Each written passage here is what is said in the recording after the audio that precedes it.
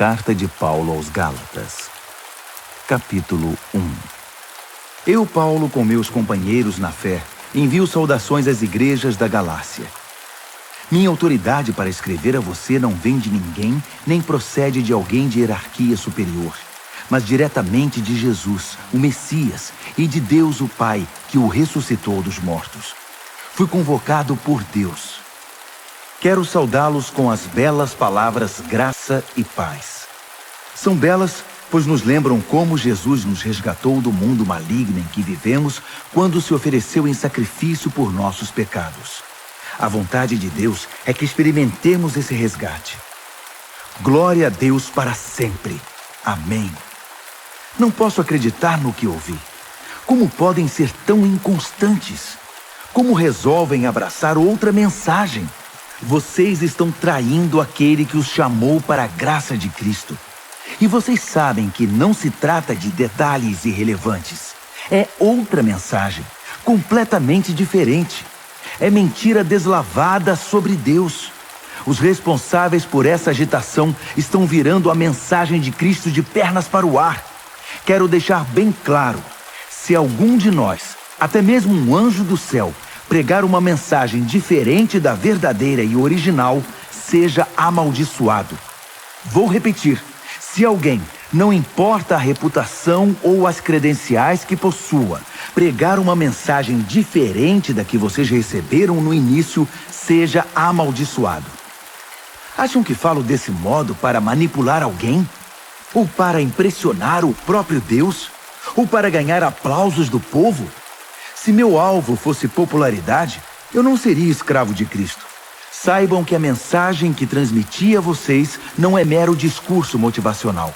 Eu não a recebi de nenhuma tradição, nem a aprendi em alguma escola.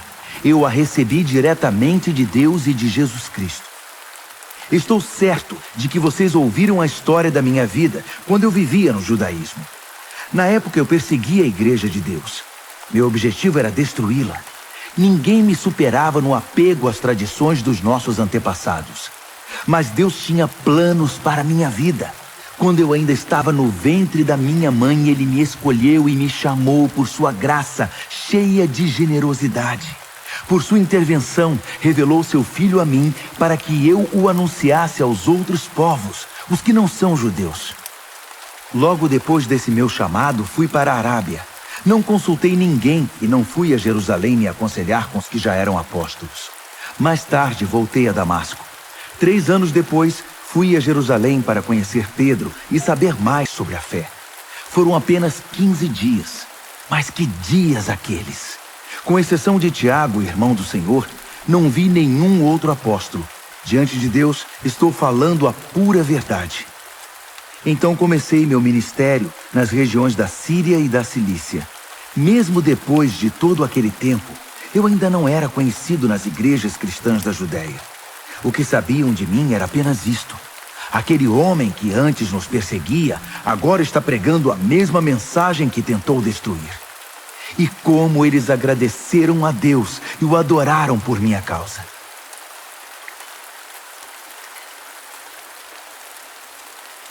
Gálatas, capítulo 2. 14 anos depois daquela primeira visita, Barnabé e eu subimos a Jerusalém e levamos Tito conosco. O propósito era esclarecer o que me fora revelado, e apresentei a eles exatamente o que eu estava pregando aos que não são judeus. Foi uma reunião com os líderes mais estimados da igreja, porque não queríamos que o assunto fosse motivo de debate público, trazendo tensão. Isso poderia prejudicar anos de trabalho e também meu ministério. É bom dizer que Tito, que não é judeu, não teve de se circuncidar. Mas houve alguns que se infiltraram na conferência, passando-se por cristãos. Eles vieram espionar a liberdade espiritual dos seguidores de Cristo. O propósito deles era nos reduzir à escravidão legalista, mas nós não demos chance a eles. Não podíamos permitir que vocês deixassem de lado a verdadeira mensagem. Quanto aos que eram considerados importantes na igreja, a reputação deles não me incomodou. Eu não me impressiono com aparências. Quanto mais Deus. Nenhum deles acrescentou nada à mensagem que eu prego. Logo ficou evidente que Deus me havia confiado a tarefa de pregar aos não-judeus a mesma mensagem pregada por Pedro aos judeus. Reconhecendo que Deus tinha me chamado, Tiago, Pedro e João, colunas da igreja, receberam a mim e a Barnabé e nos designaram para o ministério aos demais povos. E eles continuavam alcançando os judeus. Apenas acrescentaram um pedido: que nos lembrássemos dos pobres, o que é meu desejo profundo. Depois disso, Pedro veio a Antioquia. Acabei tendo de confrontá-lo, pois ele errou feio. Vou contar como foi. Antes que algumas pessoas da parte de Tiago chegassem à cidade, Pedro comia normalmente com os que não eram judeus. Mas depois que o grupo de Jerusalém chegou, todos conservadores, ele começou a evitar todo contato com seus amigos não-judeus. Isso provou que ele tinha medo do grupo conservador judaico, que tentava fazer valer o velho sistema da circuncisão.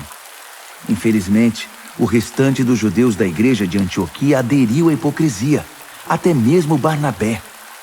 Quando vi que eles não se comportavam de acordo com a mensagem, contestei Pedro na frente de todos.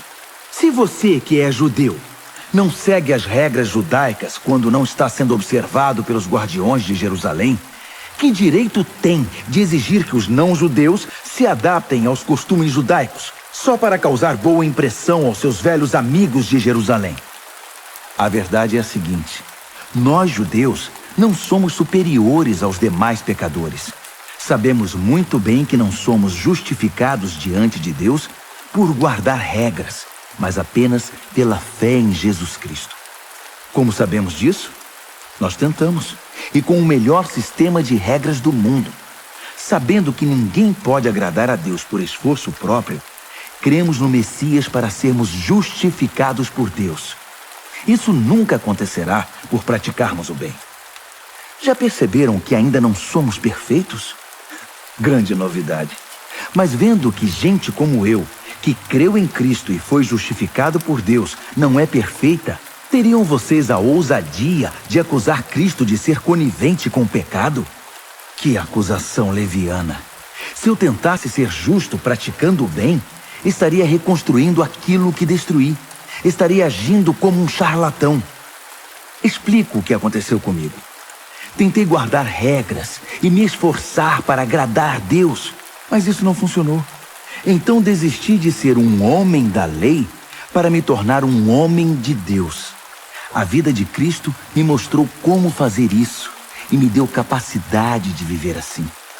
Eu me identifico totalmente com Ele. De fato, fui crucificado com Cristo. Meu ego não ocupa mais o primeiro lugar. Pouco me importa parecer justo ou ter um bom conceito entre vocês. Não estou mais tentando impressionar Deus. Agora Cristo vive em mim. A vida que vivo não é minha, mas é vivida pela fé no Filho de Deus, que me amou e se entregou por mim. E eu não volto mais atrás. Não está claro que voltar para a velha religião de guardar regras e agradar os outros é abandonar a nova vida de relacionamento com Deus? Não posso desprezar a graça de Deus. Se é possível ter um relacionamento vivo com Deus, apenas guardando regras, Cristo morreu em vão.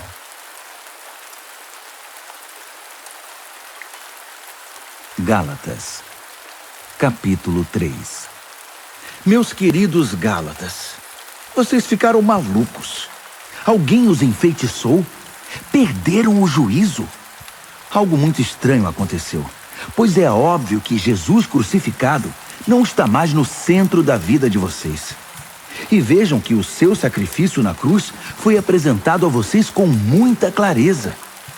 Permitam-me perguntar, como começou a nova vida de vocês? Foi resultado do esforço para agradar a Deus? Ou foi por terem aceitado a mensagem de Deus? Pretendem continuar com essa loucura? É preciso perder o juízo para pensar que é possível completar por esforço próprio aquilo que foi iniciado por Deus. Se vocês não foram capazes o bastante para começar a obra de Deus, acham que podem aperfeiçoá-la? Será que tudo o que sofreram foi inútil? Cuidado! vocês podem perder tudo o que alcançaram. Respondam-me, será que Deus, que os presenteia com sua presença, com seu Espírito Santo, que realizou em vocês o que jamais conseguiriam fazer por esforço próprio, fez tudo isso por causa do esforço de vocês ou porque vocês confiaram a Ele esse trabalho? O que acontece com vocês não é diferente do que ocorreu com Abraão. Ele creu em Deus e esse ato de fé transformou-se numa vida justificada por Deus. Não é óbvio que quem deposita confiança em Cristo, mas não na lei, é como Abraão, filho da fé? Está previsto nas Escrituras que Deus justificaria os não-judeus pela fé. As Escrituras deixam isso muito claro na promessa feita a Abraão. Por seu intermédio, todas as nações serão abençoadas. Portanto, quem agora vive pela fé tem a mesma bênção de Abraão, que viveu pela fé. Não se trata de uma doutrina nova. É antiga e mostra que todo o que tentar viver a justiça por esforço próprio, independentemente de Deus, está destinado ao fracasso.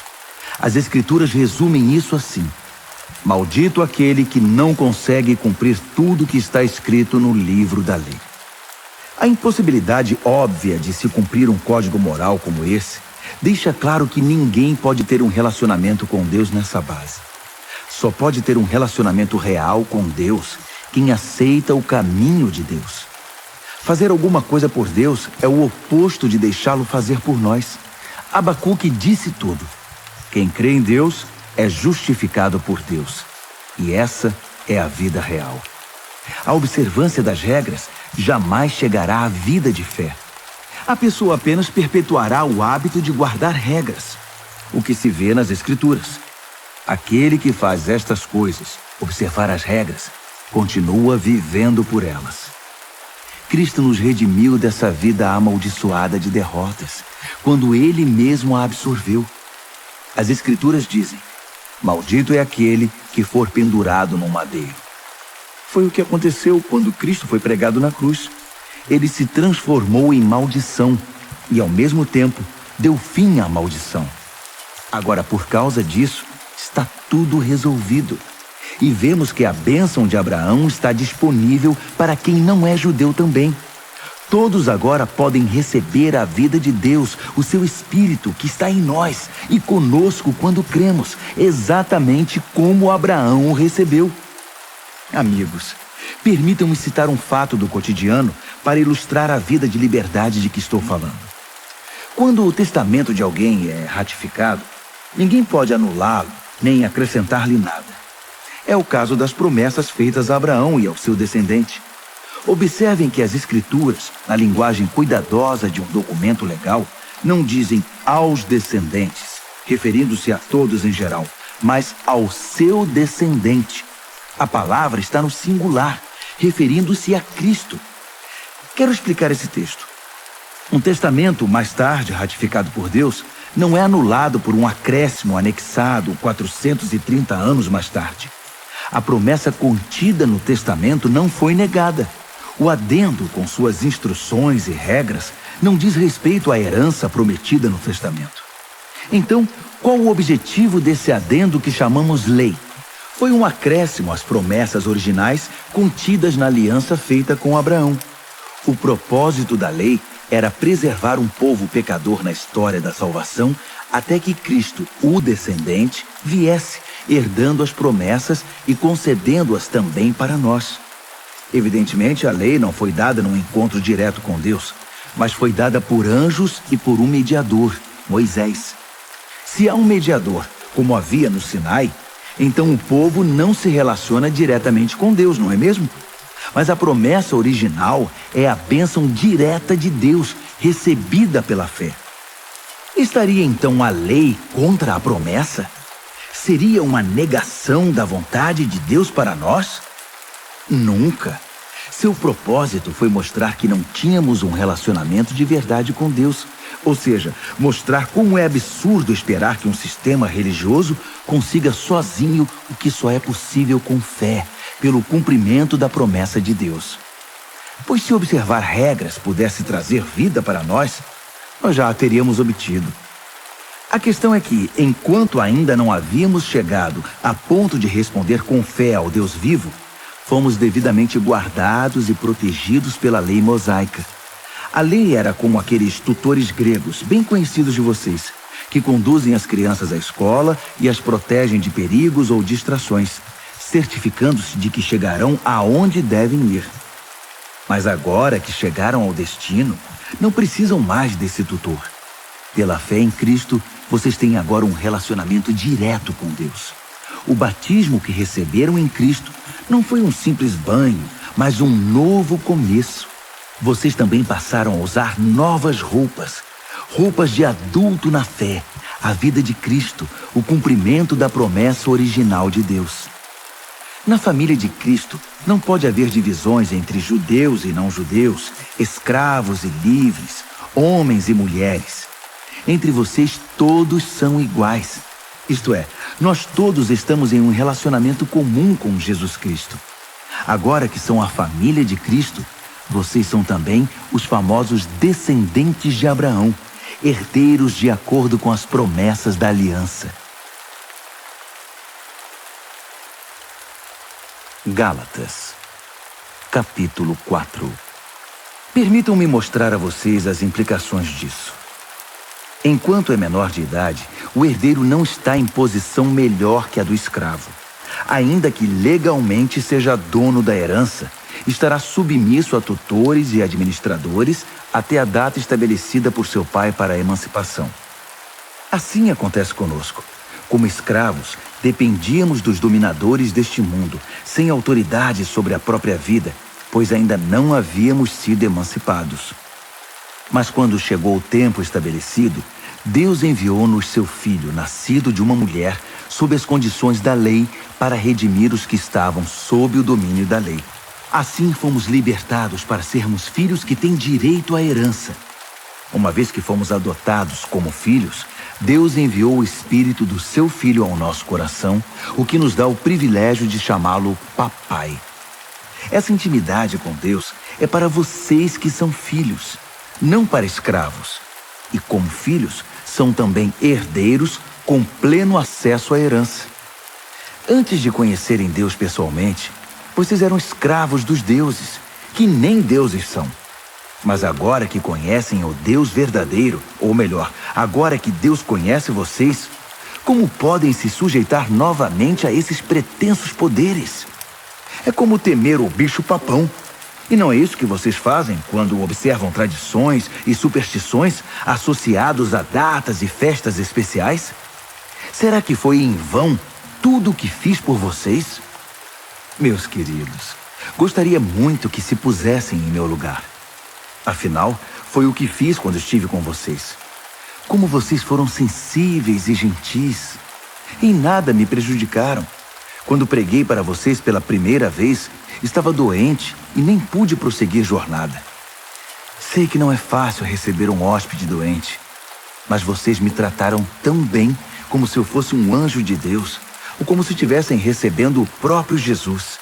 O que aconteceu com toda aquela alegria? Sei que vocês teriam me dado os próprios olhos se fosse preciso. Tal era o carinho com que cuidaram de mim. E agora, de uma hora para outra, parece que virei inimigo de vocês. Foi só por dizer a verdade?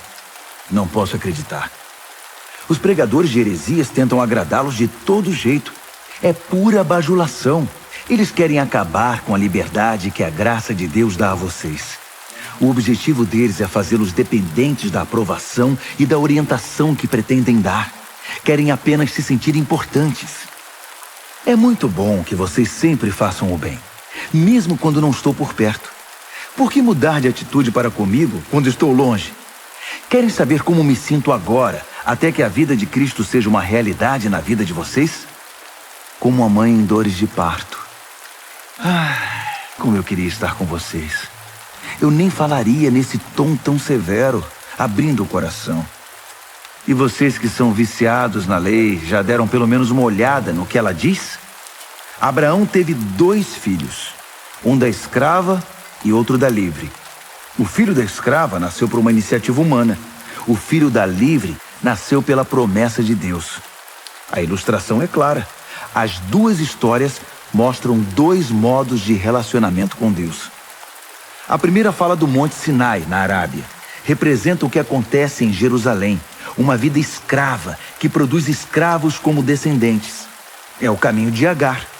A segunda fala da Jerusalém invisível, uma Jerusalém livre, nossa mãe. É o caminho de Sara. Lembre-se do que Isaías escreveu. Alegre-se, ó estéril, você que nunca teve um filho.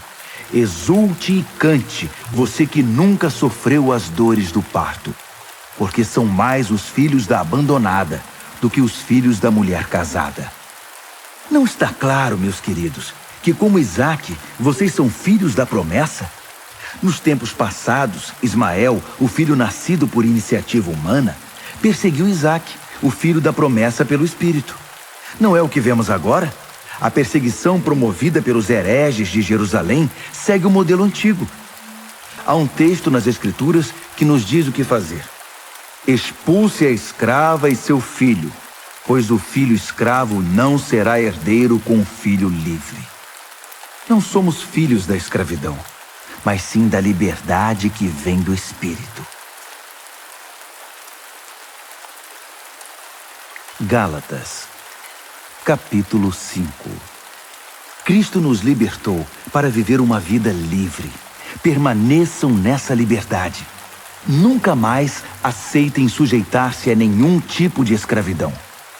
Quero enfatizar o seguinte: no momento em que vocês se submetem à circuncisão ou a qualquer outro sistema de regras, o dom da liberdade que Cristo conquistou com sofrimento acaba desperdiçado.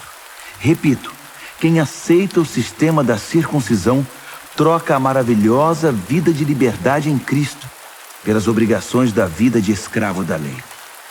Creio que o que está acontecendo não era a intenção de vocês. Quem escolhe viver de acordo com seus planos religiosos, tentando ser justo, se desliga de Cristo e está fora da graça. Mas nós vivemos a expectativa de um relacionamento com o Espírito que satisfaz. Em Cristo, nem nossa religião mais criteriosa, nem a indiferença quanto a obrigações religiosas significam alguma coisa. O que importa é algo mais íntimo. A fé expressa em amor. Vocês estavam correndo muito bem. Quem os convenceu a se desviar do caminho da obediência? Por certo, não foi aquele que os convocou para a corrida. Por favor, não pensem que isso é insignificante. Basta um pouquinho de fermento para levedar uma grande quantidade de massa de pão. Lá no fundo, o Senhor me deu a certeza de que vocês não vão desistir. Mas aquele que está perturbando vocês, seja quem for, enfrentará o juízo divino. Saibam que o boato de que continuo a pregar a circuncisão, como eu fazia antes de encontrar o Senhor na estrada de Damasco, é um absurdo. Por que então eu ainda seria perseguido? Se eu pregasse a velha mensagem, ninguém ficaria ofendido. Omitir a cruz diluiria tanto a mensagem que ninguém se importaria. Quero saber por que esses agitadores tão obcecados pela circuncisão não se circundam totalmente. Poderiam se castrar. Não há dúvida que Deus chamou vocês para uma vida de liberdade. Mas não usem essa liberdade como desculpa para fazer o que bem entendem, pois assim acabarão destruindo-a. Em vez disso, usem a liberdade para servir o próximo com amor. É assim que vocês serão cada vez mais livres, pois o ensino da palavra de Deus resume-se numa única frase: ame o próximo como a você mesmo. Isso é que é liberdade. Se vocês vivem como cão e gato, vão acabar se destruindo. Querem perder a preciosa liberdade? Aqui vai meu conselho. Vivam nesta liberdade, motivados pelo Espírito de Deus. Só assim vencerão seus impulsos egoístas. Pois há em nós uma raiz de egoísmo que guerreia contra a liberdade do Espírito. Esta liberdade é incompatível com o egoísmo. São dois modos de vida opostos. Não dá para viver com os dois. Por que não escolhem o caminho do Espírito? Só por ele poderão fugir dos impulsos inconstantes de uma vida dominada pela lei. Todos conhecem o tipo de vida de uma pessoa que quer fazer o que bem entende. Sexo barato e frequente, mas sem nenhum amor. vida emocional e mental detonada, busca frenética por felicidade sem satisfação, deuses que não passam de peças decorativas, religião de espetáculo, solidão paranoica, competição selvagem, consumismo insaciável, temperamento descontrolado, incapacidade de amar e de ser amado, lares e vidas divididos, coração egoísta e insatisfação constante, costume de desprezar o próximo, vendo todos como rivais, vícios incontroláveis, tristes paródias de vida em comunidade. E se eu fosse continuar, a lista seria enorme. Essa não é a primeira vez que venho advertir vocês. Se usarem a liberdade desse modo, não herdarão o reino de Deus. Mas vamos falar da vida com Deus. O que acontece quando vivemos no caminho de Deus? Deus faz surgir dons em nós, como frutas que nascem num pomar. Afeição pelos outros, uma vida cheia de exuberância, serenidade, disposição de comemorar a vida, um senso de compaixão no íntimo e a convicção de que há algo de sagrado em toda a criação e nas pessoas. Nós nos entregamos de coração a compromissos que importam, sem precisar forçar a barra, e nos tornamos capazes de organizar e direcionar sabiamente nossas habilidades. O legalismo não produz nada disso, apenas atrapalha. Para quem pertence a Cristo, seguir o próprio caminho e deixar para depois as necessidades dos outros são atitudes que ficaram cravadas na cruz. Já que a vida do Espírito é o tipo de vida que escolhemos, convém lembrar que isso não é apenas uma ideia ou um sentimento no coração. Suas implicações devem ser realidade em cada área da nossa vida. Isso significa que não devemos ficar fazendo comparações como se um fosse melhor que o outro. Temos coisa mais importante a fazer na vida. Ninguém é melhor do que ninguém. Cada pessoa tem valor singular e inestimável. Gálatas, capítulo 6. Amigos, vivam com criatividade. Se alguém cair em pecado, restaurem-no com perdão. Guardem as críticas. Vocês podem precisar de perdão antes que o dia termine. Ajam com misericórdia e estendam a mão aos oprimidos. Compartilhem aquilo que pesa a vocês e cumpram desse modo a lei de Cristo. Se pensam que são bons demais para agir assim, estão muito enganados. Cada um examine com cuidado a si mesmo e a maneira segundo a qual está cumprindo a missão que recebeu e dedique atenção total a ela. Não fiquem admirando vocês mesmos, nem se comparando com os outros. Cada um precisa assumir o compromisso de fazer o melhor que puder com sua vida. Vocês que já chegaram à maturidade, sejam generosos com aqueles que os instruíram, compartilhando com eles tudo o que de bom possuem e experimentam. Não se enganem, ninguém faz Deus de bobo. Toda pessoa colhe o que plantou. Quem planta egoísmo, ignorando a necessidade dos outros e a Deus, colherá o mal. O resultado de sua vida será frutos inúteis. Mas aquele que planta conforme Deus, permitindo que o Espírito faça a obra de crescimento nele, terá uma colheita de verdadeira vida, vida eterna. Portanto, não se cansem de fazer o bem. No tempo certo, teremos uma boa colheita, se não nos desesperarmos nem desistirmos. Cada vez que tivermos chance, trabalhemos para o benefício de todos, a começar pelos mais próximos de nós na comunidade da fé. Nestas linhas finais, chamo a atenção para os traços grossos da minha caligrafia, para ressaltar a importância do que escrevi. Aqueles que tentam impor a vocês a prática da circuncisão têm um único objetivo: querem parecer bons sem fazer esforço, pois não têm coragem de viver a fé que compartilha o sofrimento e a morte de Cristo. A doutrina deles nada é, até porque nem eles guardam a lei. Observam apenas as leis que interessam aos seus propósitos. Eles querem que vocês sejam circuncidados para que possam se orgulhar do sucesso em recrutá-los para o lado deles. Como são desprezíveis! Quanto a mim, não vou me orgulhar de nada, a não ser da cruz do nosso Senhor Jesus Cristo. Por causa daquela cruz, fui crucificado aos olhos do mundo, libertado da atmosfera sufocante, da necessidade de agradar os outros e me encaixar nos padrões mesquinhos ditados por eles. Percebem que esta é a questão principal? Não é o que fazemos, como submeter-se à circuncisão ou rejeitá-la. É o que Deus está fazendo. E Ele está criando algo novo, uma vida livre. Todos os que caminham por esse padrão são um verdadeiro Israel de Deus, seu povo escolhido. Paz e misericórdia sejam com eles.